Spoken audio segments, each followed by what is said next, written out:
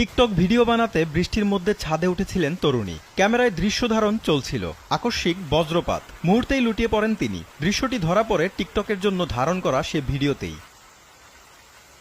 মঙ্গলবার দুপুরে শরীয়তপুর জেলা মুক্তিযোদ্ধা কমপ্লেক্সের ছাদে এমন দুর্ঘটনা ঘটে।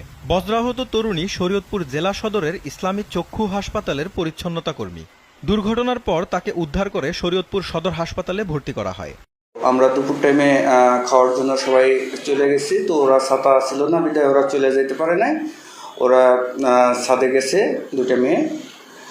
যাওয়ার পরে দেখা যায় যে ভিডিও করতে গিয়ে ওই মুহূর্তে বজ্রপাতের ঘটনা ঘটে। দ্রুত আমাদের ম্যানেজার সাথে সাথে সদর হাসপাতালে নিয়ে যায়।